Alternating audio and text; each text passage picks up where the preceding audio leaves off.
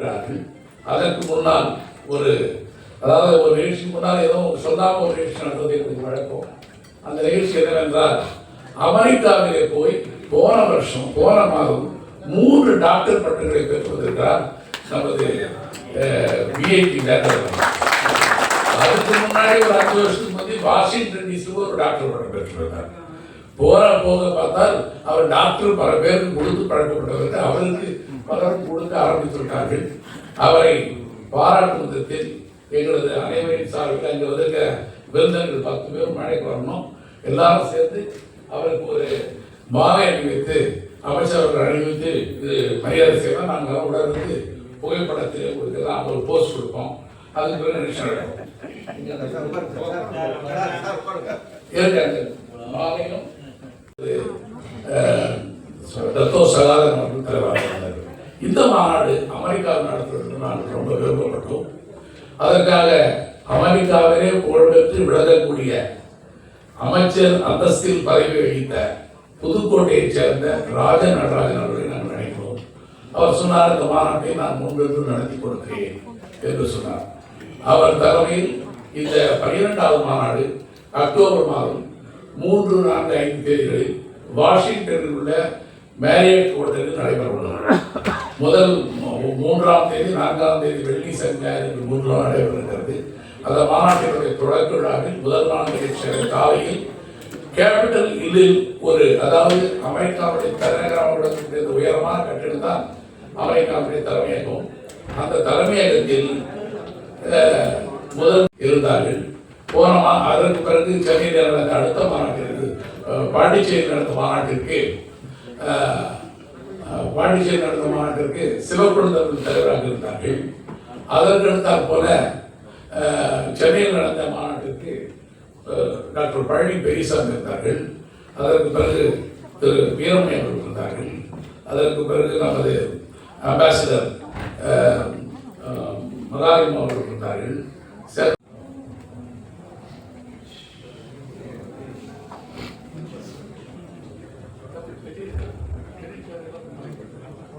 அனைவருக்கும் வணக்கம். உலக தமிழர் பொருளாதார மாநாட்டுக்காக அதை பற்றி பேசுவதற்காக கூட்டப்பட்டிருக்கின்ற கூட்டத்தில் கலந்து கொண்டு உரையாற்ற இருக்கின்ற மாண்புமிகு அமைச்சர் திரு நாசர் அவர்களே, திரு பழனி பெரியசாமி அவர்களே, அமைப்பாளர் திரு விஆர்எஸ் சம்பத் அவர்களே, வருகின்ற பெரியவர்களே, தாய்மார்களே, பத்திரிகைத்துறை நண்பர்களே, அனைவருக்கும் வணக்கம். சம்பத் ஒரு ஒன்-மேன் ஆர்மி, தொடர்ந்து இதை செய்து கொண்டே இருக்கிறார்கள். நானும் ஆண்டுதோறும் கலந்து கொள்கிறேன். ஒரே வருஷம் தான் நான் மிஸ் பண்ணேன். எத்தனை வருஷமா ஞாபகம் இல்லை. என்னை பொறுத்தவரையில் தமிழ்நாடு மட்டுமல்ல, இந்திய நாட்டிலேயே பொருளாதாரத்திற்கு ஒரு முக்கியத்துவம் தர வேண்டும் என்று நான் விரும்புகிறேன். இப்பொழுது நாம் அரசியலுக்கு தருகின்ற முக்கியத்துவத்தை பொருளாதாரத்துக்கு தருவதில்லை. அரசியல் கட்சிகளும் அதை பற்றி கவலைப்படுவதில்லை. பொதுமக்களுக்கு பல பேருக்கு தெரியாது. நாமெல்லாம் அந்த சர்க்கஸ் பார்க்கிற மாதிரி ஏதாவது தினம் சண்டை நடந்துகிட்டே இருக்கும், பார்த்துட்டே இருப்போம். ஆனால் உலகம் முழுவதும் எப்படி முன்னேறி கொண்டிருக்கிறார்கள், நாம் ஏன் அப்படிப்பட்ட முன்னேற்றத்தை பெறவில்லை? வெறும் பொருளாதாரம் முன்னேறினால் போதாது, அது பொதுமக்களுக்கு சேர வேண்டும். நாம் வளர்ந்து கொண்டிருக்கிறோம். நாடாக பார்க்கும் பொழுது 7வது இடத்துல இருந்தோம், இப்பொழுது 4வது இடத்துக்கு வந்திருப்பதாக கேள்விப்படுகிறோம். ஆனால் நாம் யாரை ஓவர்டேக் செய்து வருகிறோமோ அந்த நாட்டினுடைய மக்களுக்கு போகின்ற பெர் கேபிட்டா இன்கம், தனிநபர் வருமானம் என்ன என்று பார்த்தீர்களால் நமக்கு அவர்களுக்கு பெரிய வித்தியாசம் இருக்கிறது. இந்த ஆண்டு நாம் ஜப்பானை தாண்டி 4வது இடத்துக்கு வந்துவிட்டதாக சொல்லுகிறார். ஜப்பானுடைய தனிநபர் வருமானம் $35,000. நாம் 2700-800 இருக்கிறோம். ஏன் இப்படிப்பட்ட நிலைமை? கல்வியிலே நாம் பின்தங்கி இருக்கிறோம், பொருளாதாரத்தில் பின்தங்கி இருக்கிறோம். ஏழைகள் உலகத்திலேயே அதிகமாக இருக்கிற நாடு இந்திய நாடு தான். அரசாங்க கணக்குப்படியே 23 கோடி பேர் இந்த நாட்டிலே ஏழைகள் இருக்கிறார். மக்கள் தொகையில நாம் தான் முதலிடம். சீனாவையே தோற்கடித்து விட்டோம். அதுக்கு ஒன்றும் அரசாங்க உதவியே தேவையில்லை, நாமே பண்ணியாச்சு. ஆனால் அதில் எவ்வளவு பேருக்கு வசதி இருக்கிறது, எவ்வளவு பேர் சொந்த காலில் நிற்க முடியும் என்று பார்த்துட்டால் அரசாங்க கணக்குப்படியே 20 லட்சம் பேர் தான் ஹை இன்கம் பிராக்கெட்டை சேர்ந்தவர்கள். 120 கோடி மக்கள் நோ இன்கம், கீழே இருப்பவர்கள். மிச்சம் இருப்பவர்கள் middle class, upper middle class, lower middle class இப்படி இருக்கிறார். ஆக இது எந்த காலத்தில் மாறப்போகிறது? இதை பற்றிய அறிவு மக்களுக்கு விழிப்புணர்ச்சி ஏற்படுத்த வேண்டும் என்றால் ஒன்று கல்வியின் மூலம் செய்ய வேண்டும், இல்லையானால் அமைப்புகள் அதை செய்ய வேண்டும். அரசியல் கட்சிகளாக இருந்தாலும் வேறு அமைப்புகளாக இருந்தாலும் அதை பல பேர் செய்யவில்லை. நாம் அதை செய்ய வேண்டும் என்று விரும்புகின்றேன்.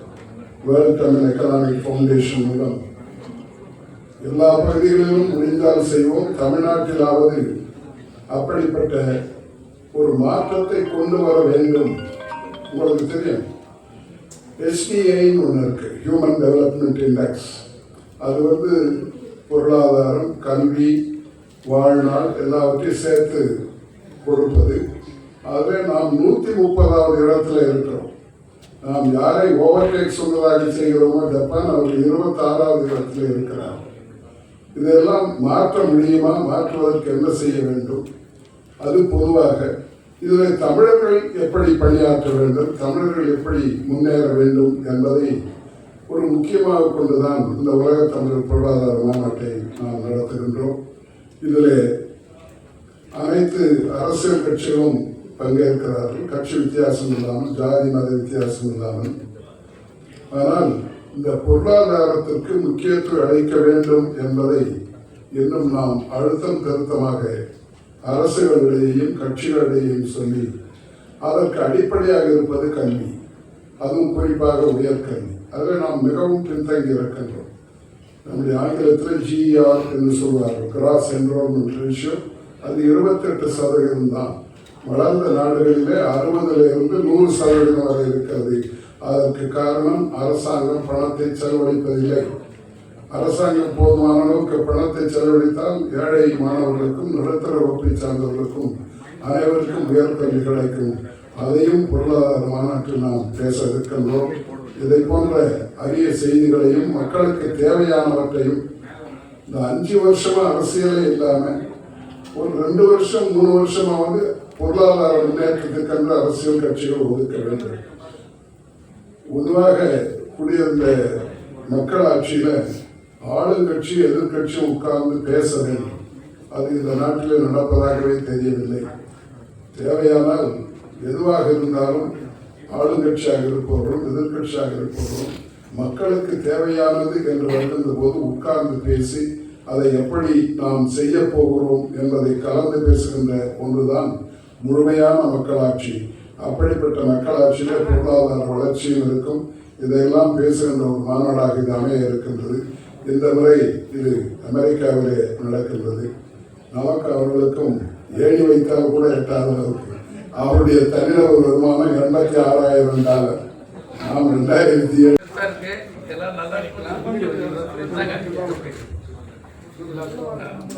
கேமராமேன், வீடியோகிராஃபர், போட்டோகிராஃபர்,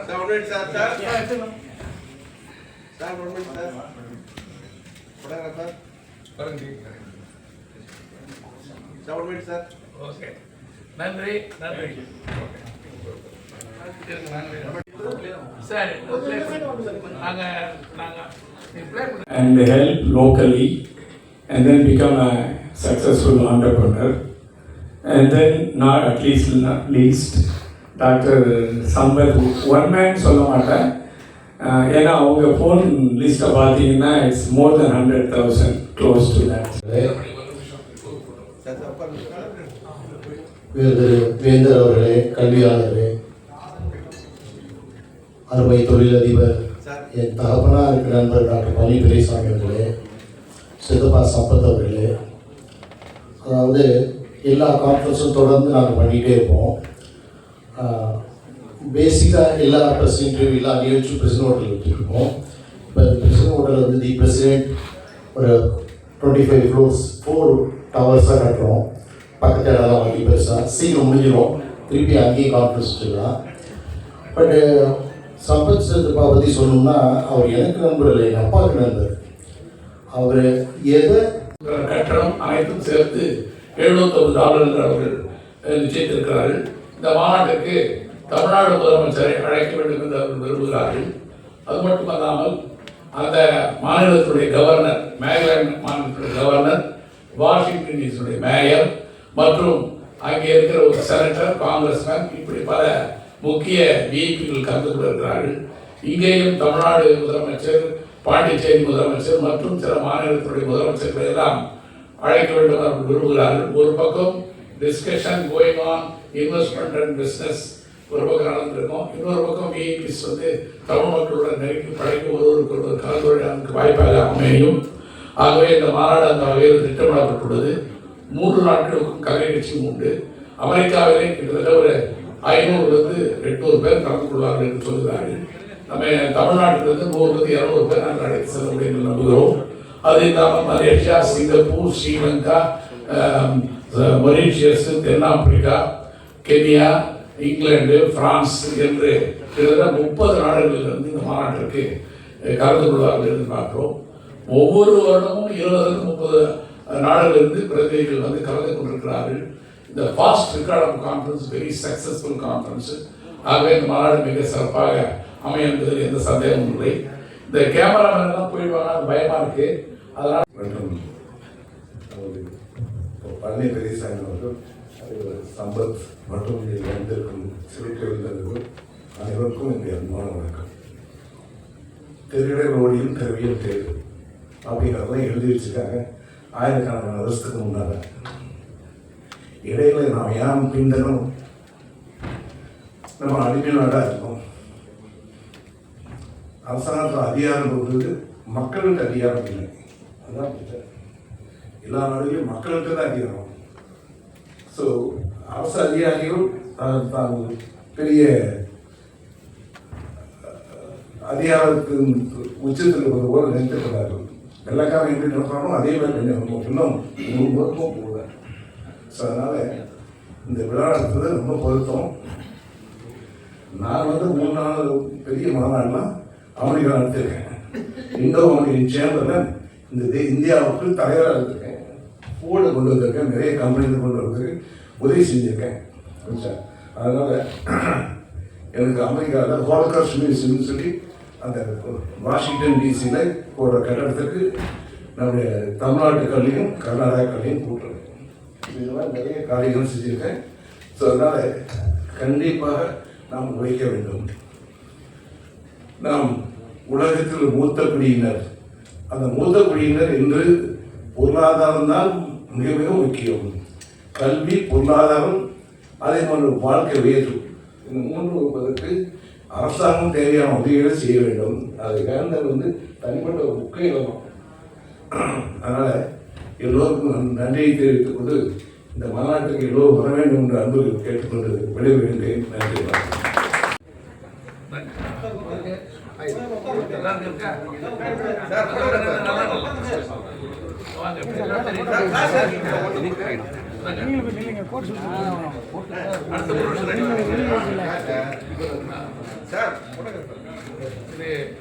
இந்த மாநாட்டினுடைய புரோஷர், அதாவது விவரக்குறிப்புகள்.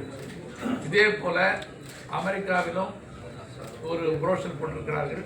அதை இப்பொழுது நம்ம இவர் கொடுப்பார், அமைச்சருக்கு அது கொடுக்கல, அமைச்சருக்கு சார் இதை பாருங்க, அது கொடுங்க.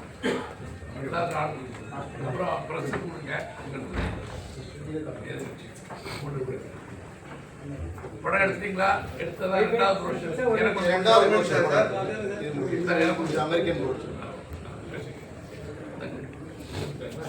இது அமெரிக்காவில் வெளியிடப்பட்டுள்ள புரோஷர் இப்படி வச்சுங்க, அது மேலே வச்சுங்க புரோஷர்.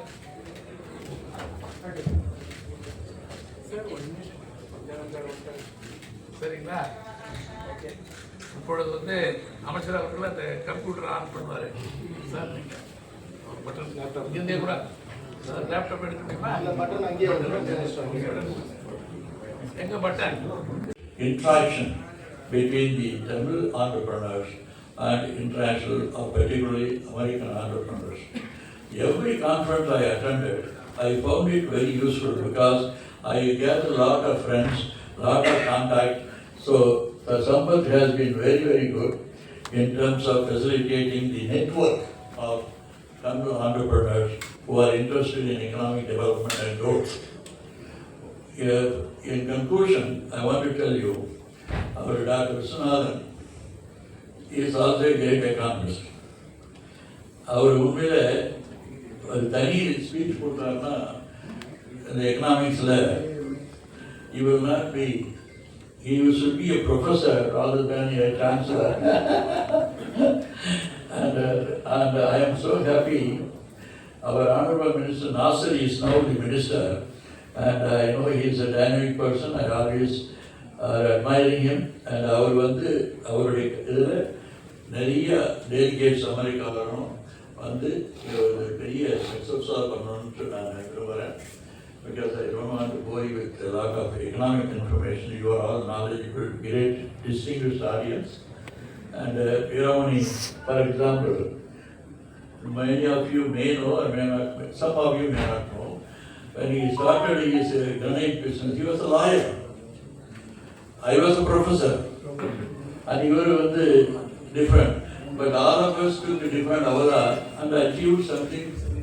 And granite Gemla is a gem of a person. And but I am so happy that this is a kind of story you must know, so that more youngsters will come up and develop themselves into great entrepreneurs, contributing to the development of the country and promoting the human welfare and growth. Thank you very much.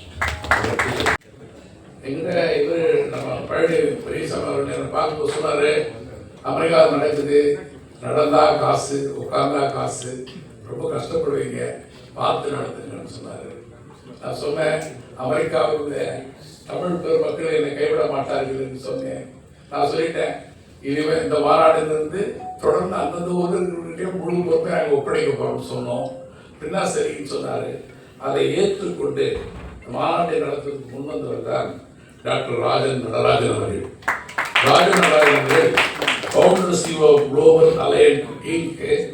அதோட நம்ம former deputy secretary of state to Maryland, former deputy commissioner of transport for Maryland, அவர் தான் நம்ம சேர்மனாக கொடுப்போம். அமெரிக்காவில் செக்ரட்டரின்னா என்ன அர்த்தம்னா அமைச்சர் இருக்கு. ஸோ அந்த ஊரில் ஒரு மாநிலத்துடைய அமைச்சராக ஒரு தமிழர் இருந்திருக்கிறார். அவரை நாம் இதற்கு தலைவராக நாம் நியமித்திருக்கிறோம். அவர் மரபு வந்து உடனே ஓட்டலுக்கு ஒரு $25,000 கட்டணும்னா அவரே ஏற்பாடு பண்ணி அதை கட்டியிருக்கிறார். இன்னும் நிறைய அது $1 லட்சம் $2 லட்சம் செலவாகும்.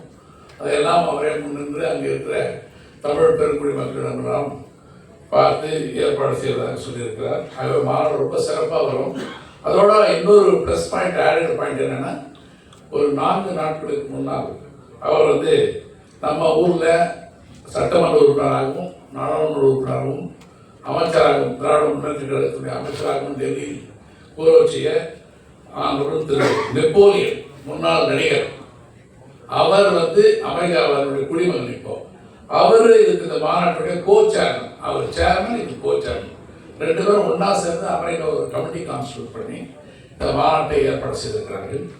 நாங்கள் இங்கிருந்து தினமும் அவரோட தொலைபேசி தொடர்பு கொள்வதற்கு இல்லாமல் இணையதளம் வழியாகவும் பல்வேறு வழிகளிலும் ஒரு தொடர்பு கொண்டு அனைத்து பணிகளும் செய்து வருகிறோம். இந்த மாநாடு மிக சிறப்பாக. என் அருமை நண்பர் டாக்டர் விஸ்வநாதன் அவர்களே, இந்த விழாவிற்கு சிறப்பு விருதாக வந்துள்ள மாண்புமிகு அமைச்சர் திரு நாசர் அவர்களே, இங்குள்ள நண்பர்களே, பெரியவர்களே, அனைவருக்கும் என்னுடைய பார்த்துக்க. சம்பத் பற்றி திரு விஸ்வநாதன் அவர்கள் சொன்னார்கள், one man army. Is army, is a general, is a soldier, he is rebelling. What is important in his character is the persistence. ஒரு வார்த்தை சொல்லிட்டா small commitment பண்ணாலும் he will pursue it for perfection. And today we are planning 12th annual conference of the Tamil Nadu Economic Foundation. என்னுடைய duty அவர் பிரமாமா நம்ம வேந்தர் complete world எக்கானமியை 10-15 minutes சம்மரைஸ் பண்ணி உங்களுக்கு சொல்லிட்டார். So I don't want to bore you, because எங்களுக்கு அந்த எக்கனாமிக்ஸில் ப்ராப்ளம் என்னென்னா பேச ஆரம்பித்தா நான் ஸ்டாப்பாக போயிடும். அதனால் நான் ஒன்று மட்டும் I want to sell America, particularly Washington. நான் 1972 வந்து இது வரைக்கும் வாஷிங்டன் தான் என்னுடைய பிளேஸ் ஆஃப் ரெசிடென்ஸ். அங்கே இருக்கு.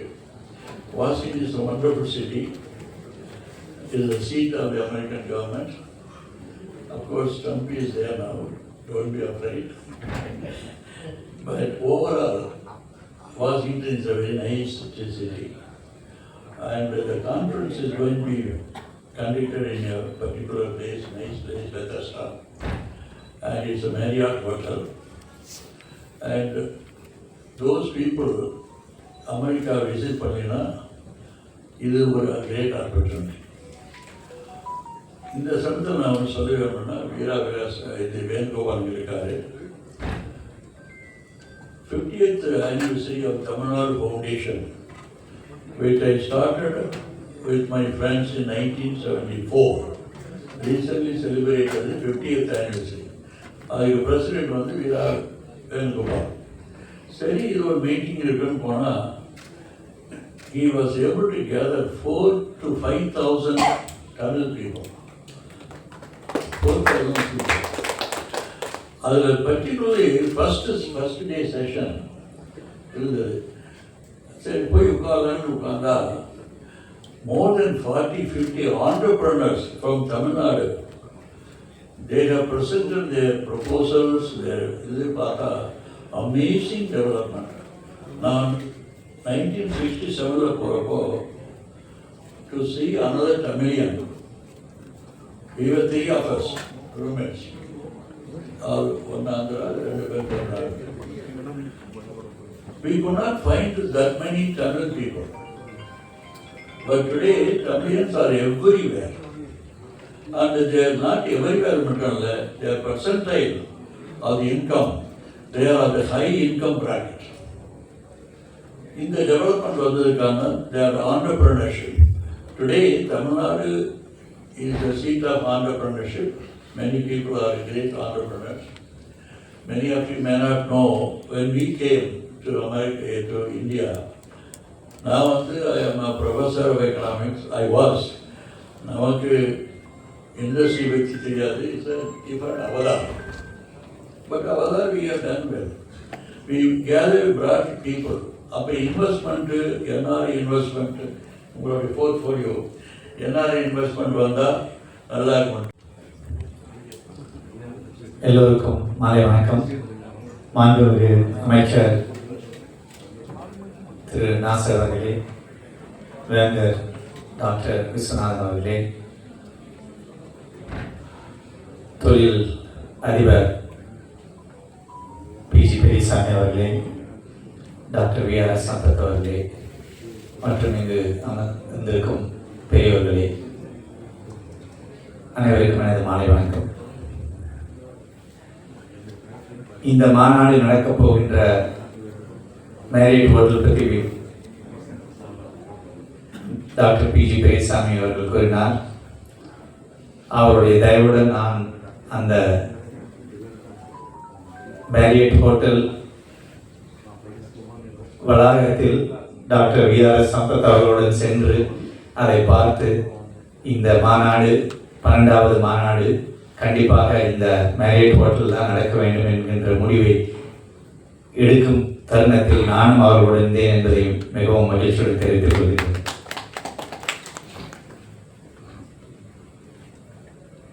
உலகிலேயே இன்று இந்திய வம்சாவளியினர் அதிகமாக வாழும் நாடு அமெரிக்கா.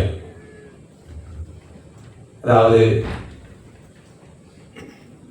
5.5 மில்லியன் இந்திய வம்சாவளியினர் அமெரிக்காவில் வாழ்ந்து வருகின்றனர். கனடாவில் 2.5 மில்லியன் 2.5 மில்லியன் இந்திய வம்சாவளியினர் வாழ்ந்து வருகின்றனர். மொத்தமாக வட அமெரிக்காவை எடுத்துக்கொண்டால் 8 மில்லியன் இந்திய வம்சாவளியினர் வாழ்ந்து வருகின்றனர். அப்படிப்பட்ட நாட்டில் இந்த 12வது மாநாடு நடப்பது மிகவும் பொருத்தமானதாகும்.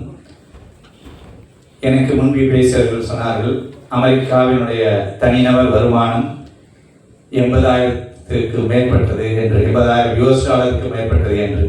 இந்தியாவினுடைய தனிநபர் வருமானம் $3,000 குறைந்தது என்று. அப்படிப்பட்ட ஒரு உன்னத நாட்டில் இந்த மாநாடு நடக்கவிருக்கிறது. கண்டிப்பாக தமிழர்கள் மட்டுமல்லாது மற்றவர்கள், நானும் விஆர்எஸ் அவர்களுடன் சொல்லியிருக்கிறேன், இந்த மாநாட்டில் நாம் நமது பக்கத்து மாநிலங்களான ஆந்திராவையும் கேரளாவையும் கர்நாடகாவையும் இணைத்துக் கொண்டால் மிகவும் நன்றாக இருக்கும் என்று நான் நினைக்கின்றேன். அந்த அசோசியேஷன், அதாவது ஆந்திராவில் பல அசோசியேஷன் அமெரிக்காவில் உள்ளது, அதே போல கேரளாவின் அசோசியேஷன் உள்ளது, கனடா அசோசியேஷன் உள்ளது. அவர்களையும் நாம் இணைத்துக் கொண்டால் இந்த மாநாடு மிகவும் ஒரு பெரிய மாநாடாக அமையும் என்று